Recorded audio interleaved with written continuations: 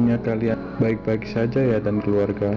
Nah, kali ini Mimin akan menceritakan film judul 30 Minutes yang dirilis pada tahun 2021 baru-baru kali ini, menceritakan kota kecil yang bernama Refrain yang secara tiba-tiba diterjang oleh badai yang sangat dahsyat, sampai-sampai penduduk desa di sana punya waktu 13 menit saja untuk menyelamatkan diri. Nggak usah lama-lama lagi, langsung aja menceritakan filmnya. Jangan lupa atur posisi duduk Anda dan kencangkan celana Anda. Jangan lupa subscribe. Selamat menonton.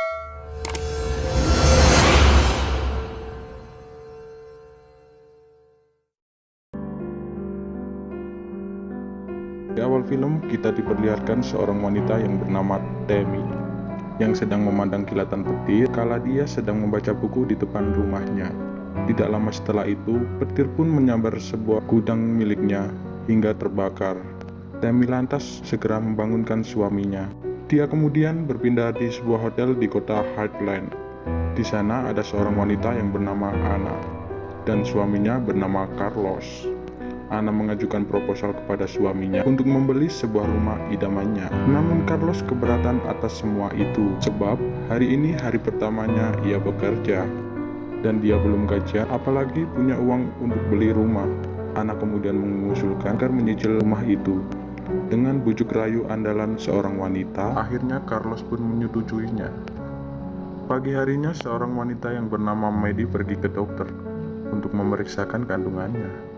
Dia berencana untuk menggugurkan kandungannya karena pacarnya tidak bertanggung jawab menikahinya. Dokter itu tidak setuju dengan keputusannya. Dia menyuruh Maddie untuk mengurungkan niatnya dan merawat bayi itu. Bagaimanapun bayi itu tidak berdosa sama sekali, dan dia adalah titipan Tuhan untuk orang tuanya. Maddie yang kesal akhirnya pergi dari sana dan tidak membayar. Di luar sang pacar sudah menunggunya. Pacarnya menanyakan kenapa cepat sekali. Maddie menjawab dan dia tidak jadi menggugurkannya. Maddie mengajak pacarnya untuk menikah.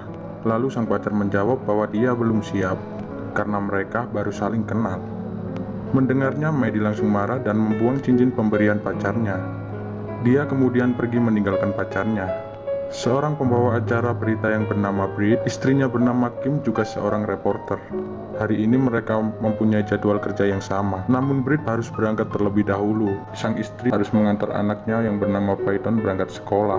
Setelah Kim mengantarkan anaknya sekolah, dia bergegas ke kantor. Di kantor ia mulai rapat dengan rekan kerjanya, membahas badai yang akan datang. Di sisi lain, Carlos yang baru pertama bekerja, langsung ditegur oleh bosnya yang bernama Rich. Bosnya merasa bahwa Carlos tidak memiliki keahlian apapun di bidang peternakan. Rich kemudian mengundang Daniel. Ia berkata bahwa Carlos tidak bisa melakukan apapun, bahkan tidak bisa berbahasa Inggris. Carlos membela dirinya, dan dia berkata bahwa dia adalah seorang mekanik. Setelah itu, salah satu traktor milik Rich rusak. Lantas ia memanggil Carlos untuk memperbaikinya. Setelah dicek oleh Carlos, ia memberitahukan bahan bakar pada traktor ini harus diganti.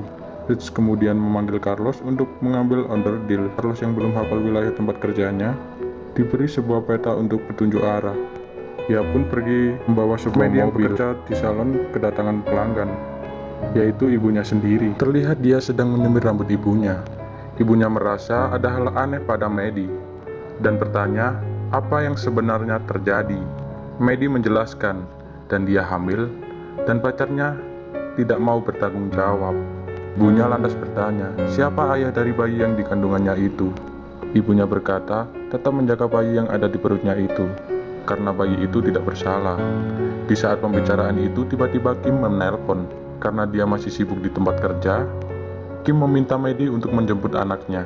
Maddie pun bergegas untuk menjemput Maiten. Di tempat lain, Kim yang seorang reporter sedang live berita di tempat lapang, dan ia terhubung dengan suaminya yang ada di studio sebagai pembawa acaranya. Mereka memberitakan sebuah cuaca saat itu. Mereka juga memberitahu bahwa tidak akan lama lagi akan ada badai yang datang, sehingga masyarakat diminta untuk tetap berwaspada. Di sekolahan, Maddie bertemu dengan Peyton dan mengajaknya pulang. Kebanyakan anak seumurannya, sesampainya di rumah, Peyton langsung menonton TV. Di sana, Ri atau pacar Maddie menelpon Maddie. Maddie langsung marah tidak mengangkatnya dan memilih mematikan HP-nya. Karena tidak bisa dihubungi, pacar Medi menghampiri Medi ke rumahnya. Nyata alasan Erik tidak mau menikahi Medi karena dia sudah mempunyai istri dan punya 2 anak. Medi yang sedang mendengarnya kaget dan sangat kecewa karena selama ini pacarnya bilang bahwa dia masih bujang. Sementara itu Kay mendapat kabar bahwa tornado sedang mengarah ke tempat mereka. Kim lantas memberitahu hal ini kepada rekan kerjanya. Petugas akhirnya menyalakan alarm tanda bahaya di seluruh penjuru kota. Orang-orang di sana cepat-cepat menyelamatkan diri karena mereka hanya punya waktu 13 menit saja untuk menyelamatkan diri. Ana yang merupakan karyawan hotel kemudian memberitahu kepada para tamu bahwa akan ada tornado yang mengarah ke tempat mereka dan menyuruh semuanya masuk ke dalam lemari yang dingin. Sementara itu Carlos yang sedang mengendarai mobil mengalami masalah saat sedang hujan es yang menghalangi mobilnya. Sampai-sampai kaca mobilnya retak terkena hujan es itu. Saat itu Peyton sedang menonton TV. Ia melihat ayahnya sedang membawakan berita tentang bencana alam angin tornado. Namun tiba-tiba listrik padam dan televisi yang ditontonnya mati. Ia lantas keluar rumah dan melihat tornado itu yang sedang dekat di hadapannya. Menyadari Peyton ada di luar, Medi menyusulnya. Ia menemukan Peyton yang ada di tengah jalan, sangat dekat dengan tornado itu. Mereka kemudian masuk ke dalam rumah. Mereka pun diterjang oleh angin tornado itu. Di hotel, Ana dan para tamu hotel sangat ketakutan. Mereka khawatir sudah sampai bahwa lemari pendingin sangat kaget tidak akan mampu untuk melindungi mereka dari yang semuanya sudah hancur rata dengan tanah. Brit yang sedang bertemu dengan Carlos kemudian membawa ke posko darurat untuk mendapatkan pengobatan. Terlihat korban mulai memenuhi posko darurat. Di sana Kim bertemu dengan Medi yang sudah selamat. Dia lantas menanyakan keadaan anaknya.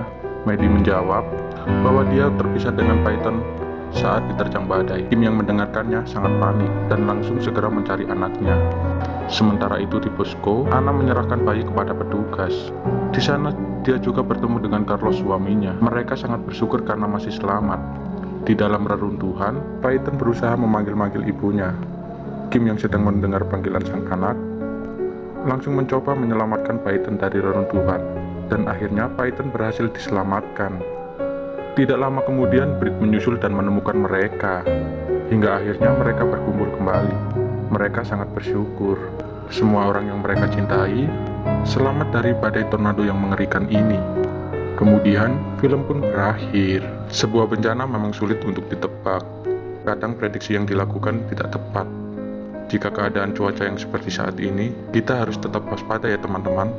Dan jangan berat tangan untuk menolong jika ada saudara kita yang mengalami musibah. Kemudian yang sangat penting, jangan menirukan perbuatan Erik pacar Medi ya. Jangan bilang masih bujang, padahal sudah punya istri dan 2 orang anak. Kalau sudah kejadian kayak gitu, pusingnya pasti nggak karu-karuhan. Nah, menurut kamu, pesan moral apa yang dapat kamu petik dari film ini? Dan seperti biasa nih, berapa nilai yang mau kamu kasih buat film ini? Tulis pendapatmu di kolom komentar ya.